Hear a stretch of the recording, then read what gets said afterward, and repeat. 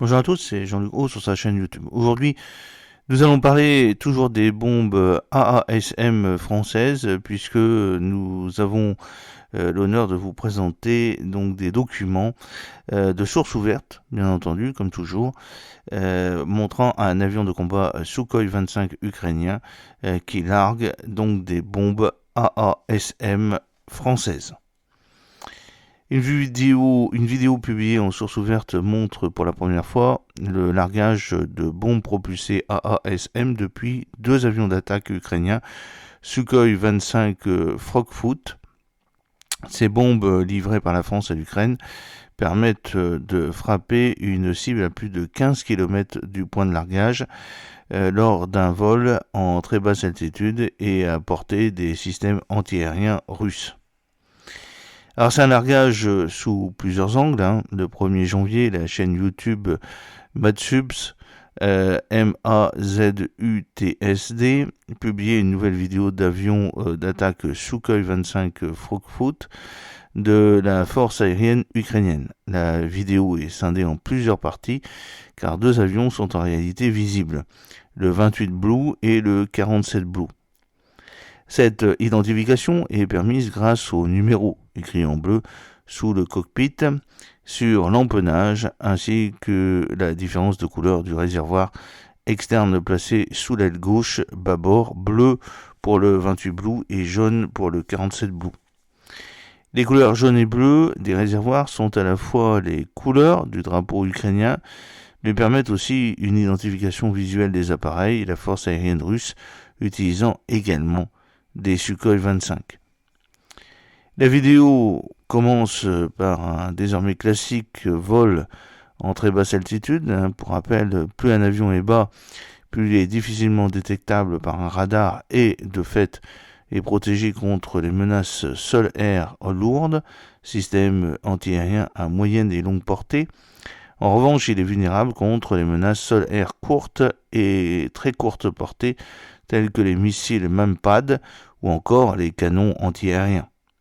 Cependant, la vidéo montre plus que probablement un vol en territoire contrôlé par les forces armées ukrainiennes et de fait avec un risque de Mampad faible. Mais ce vol reste tout de même suffisamment proche de la ligne de front et des batteries antiaériennes russes pour obliger chaque pilote à voler bas. C'est aussi dès le début de la vidéo qu'il est possible d'apercevoir que le Frogfoot 28 Blue n'est pas armé de roquettes non guidées, mais bel et bien de deux bombes propulsées AASM livrées par la France. Elles sont placées sur un pylône d'emport capable de transporter des munitions au standard OTAN, alors que chacun de ces pylônes sont fixés sur une station d'emport devant normalement accueillir des munitions soviétiques ou russes. Plusieurs caméras fixées sous les ailes des deux avions montrent à partir de la 40e seconde de la phase de montée en altitude de l'avion et ensuite le largage des deux bombes par les deux Frogfoot. Autre fait intéressant, une caméra axée sur l'arrière du 47 Blue a filmé visible à partir de 1 minute 17 la manœuvre. Cet angle de vue montre que dès la montée, le pilote tire des leurres infrarouges, les phares, ce dernier ne volant plus au ras des arbres. Il peut se faire repérer par un système antiaérien courte portée et ces systèmes utilisant pour la plupart du temps un missile à guidage infrarouge. La montée est trop brève pour des missiles à guidage radar. L'avion plongeant immédiatement vers le sol après le tir des AASM. La partie suivante de la vidéo montre sous un angle légèrement différent, mais toujours vers l'arrière, cette même montée en altitude, largage de deux AASM, phare et redescente en très basse altitude à partir de 2 minutes 12.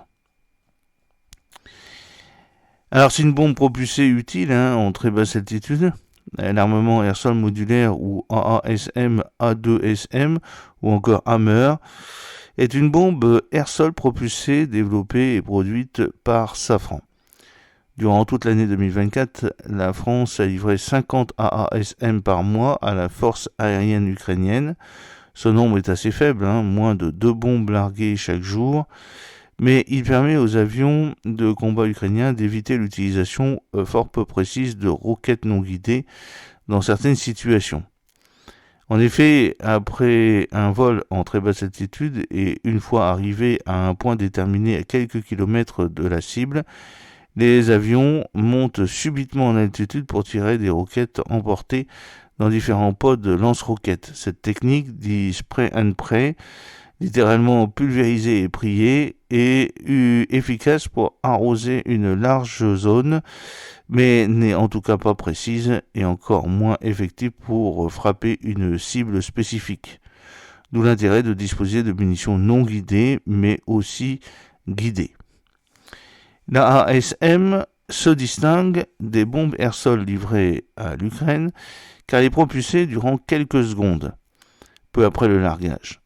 Ainsi, si elle peut être larguée en haute altitude, à une portée de 60 km, elle peut aussi être utilisée en très basse altitude. En effet, le système de propulsion, en plus de l'énergie emmagasinée grâce à la vitesse de l'avion, permet d'envoyer la bombe à plus de 15 km du point de largage.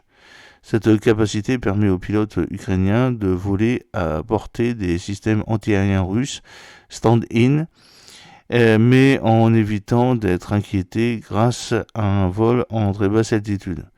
Jusqu'à présent, les AASM livrés étaient des versions de 250 kg en 3 parties. À l'avant, le kit de guidage INS, GPS et les ailettes de guidage. Au milieu, une bombe lisse de 250 kg. Et à l'arrière, le kit de propulsion est équipé d'ailettes qui s'ouvrent lorsque la bombe est larguée. Enfin, au niveau date, la première utilisation de ces munitions en Ukraine date du 4 mars 2024, mais sans donner le modèle de l'avion porteur. Une première image publiée le 15 mars 2024 confirme la datation des avions de combat MiG-29 Fulcrum. Le 3 décembre 2024, c'est une image d'un avion d'attaque Fokfut équipé d'AASM qui apparaît en source ouverte. Voilà, donc j'espère que cette petite vidéo vous a plu. N'oubliez pas de cliquer sur le pouce pour la promouvoir, de vous abonner si ce n'est pas encore fait, de partager cette vidéo sur vos réseaux sociaux. A très bientôt, fidèlement, Jean-Luc O.